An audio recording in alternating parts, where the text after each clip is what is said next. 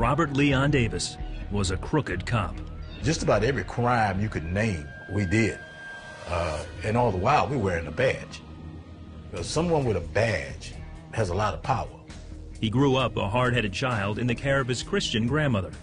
She used Bible stories to teach him right from wrong. She said, one day you will remember, when I'm gone, you will remember the things I'm telling you now. He joined the New Orleans Police Department with good intentions and outstanding ability. I went on with, with good hopes and trying to, as much as one man can, change the world. That was one of the few places that espoused honor. And I went on the force with the intentions of being honorable. But his ideas about changing the world were challenged his first day on the job. The senior officer I'm riding with, 17 years of experience, just started stopping guys for no reason. Started searching guys for no reason. Started stopping vehicles for no reason. I mean, he was just doing crazy stuff. You know, he was doing everything that the academy said don't do. He filed a complaint with supervisors, but they convinced him to think twice before blowing the whistle on another officer. So at that very moment, I realized what I was getting involved in. I realized that this particular force I was on was corrupt, but I realized that I had two choices to make. Either I get out of this, or either I join the club. And unfortunately, I joined the club. Everything Grandma told me is out the door now. Corruption is deep within me. I think at the rate I was going, I could have wound up killing somebody. Robert and his partners administered their own form of street justice. Bribe someone Monday, you had sex with someone unwarranted Tuesday, you were transporting drugs Wednesday, you were protecting drug addicts Thursday. Well, even Internal Affairs has to make a move. Complaints against him piled up. Internal Affairs set up surveillance and caught Robert breaking the laws he was sworn to protect. I was looking at 30 years in Angola, and I had already placed 27 people in the same prison. And the word had came down that once I was found guilty, that they would rape me and that they would kill me. So I knew that I was going to be dead within 24 hours of being placed in Angola. He decided to run away before he came to trial. While out on bail, he studied survival techniques and learned how to live in the wilderness.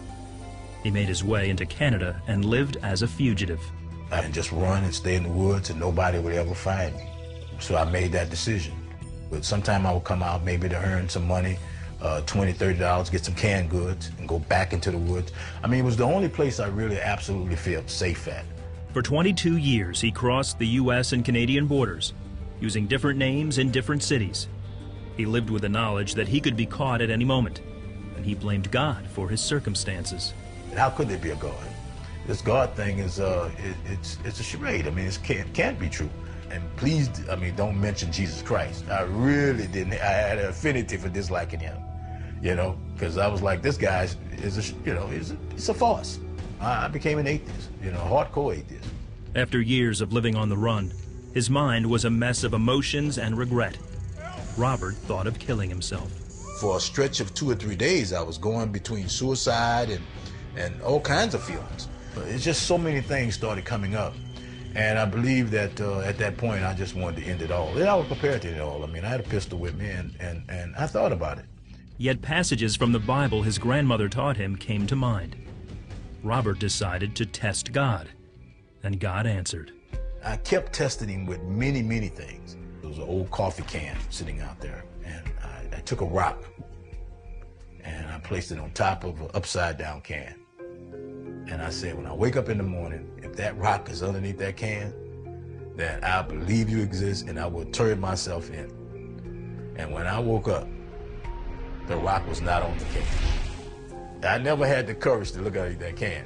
When you really think you're dealing with the living God in person in the middle of the woods of Tennessee, that's a very, very scary feeling. And I instantly lost all atheistic viewpoints. Instantly just lost it. And reached back out to where I was before with my grandmother. Visions of my grandmother and visions of Bible passages begin to come back in my head. And I, that very next day, surrendered to law enforcement. But I had first surrendered to God. He went back to New Orleans a new man, ready to face the charges against him. I could not fathom a God that was telling me to surrender only to be surrendering to debt. It had to be surrendering to life. I did not know that the judge was going to release me. I actually thought I would get the 30 years. She felt that I had served time and that she was going to take a chance on me. She told me that. I'm going to take a chance on you. Robert is a free man.